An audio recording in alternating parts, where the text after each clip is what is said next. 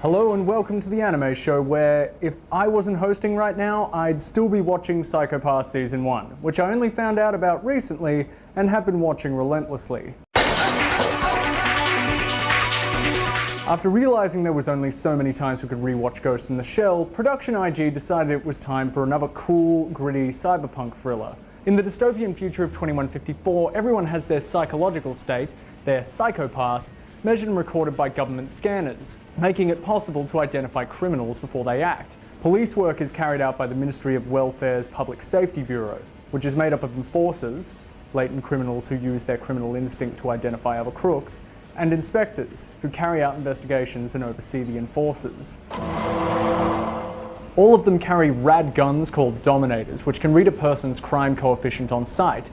If you're only a little bit murdery, the Dominator turns into a taser, but if you're really bad, it unfolds into a BFG and explodes people, which must make crime scene cleanup a real mess. So right off the bat, you have the best elements of Minority Report, RoboCop, Ghost in the Shell, 1994, and Judge Dredd.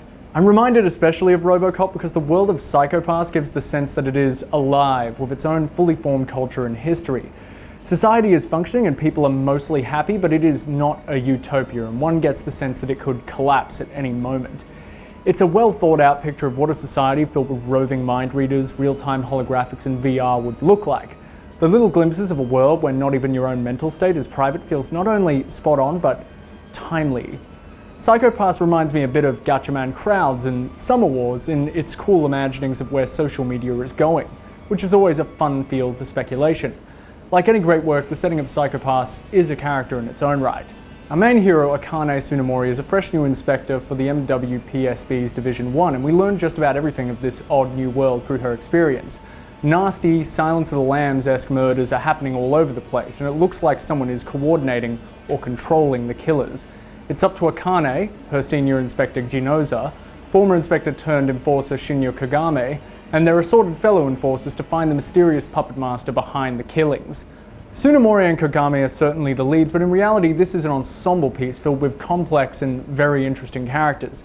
Tsunemori seems way too nice for this job, but we quickly see that she's a strong, idealistic cop who sticks up for her beliefs in spite of the horrors she witnesses. Ginoza is a tough cop trying to do his job while keeping his vague overseers within the civil system happy. Karanamori is a saucy but sympathetic lab technician. Masoka is a tough old warhorse who knows a trick or two, the list goes on. Kogami is what you get if Sherlock Holmes was crossed with Ip Man, and the main bad guy, Makashima, is a darkly intriguing Moriarty by way of Masoyama.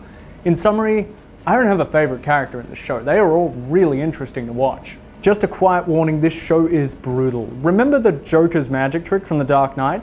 Imagine that being done with scissors. That's how dark Psycho Pass becomes when it hits its stride. It's like they watched the curb stomp scene from American History X and said like, yeah, let's make a whole series about that. Going back to the world building talk earlier, a scene late in the season shows how people raised within the civil system, a world without crime, respond to a violent crime being played out before them. It is one of the most brilliantly creepy scenes I've watched in a long time.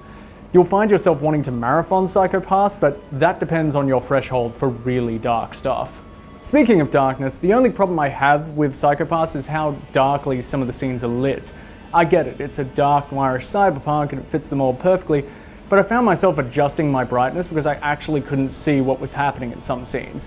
Which is a shame because the animation is gorgeous. Psycho Pass doesn't have time for goofy cartoon shtick, everything is rendered realistically, which brings the whole piece to life. The following is just a nitpick, but the Dominators are probably going to wind up on a list of the most awesomely impractical weapons in a TV show. While they are undeniably cool transforming guns, they basically need a cell phone signal to work, and yes, the Dominators aren't getting any signal thread comes up a couple of times. This could be a snarky takedown of always online software and hardware. Hi EA, hey Microsoft, hey Blizzard.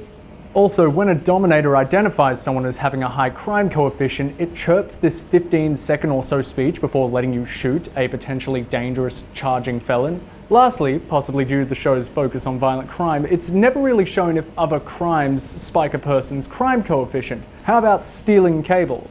Are you going to be blood exploded over late parking fines or for downloading movies? Psycho Pass Season 1 is really cool, and as soon as I figure out how to make one of those drone helmets, I am so rocking it at Supernova. It's on Hulu, Funimation, the Anime Lab, DVD, Blu-ray, and Season 2 is currently streaming. I was about to write a name for the anime show, but it was so good, I broke my own arm to stop it from blowing all of our minds. So for this week at least, thank you for watching the anime show.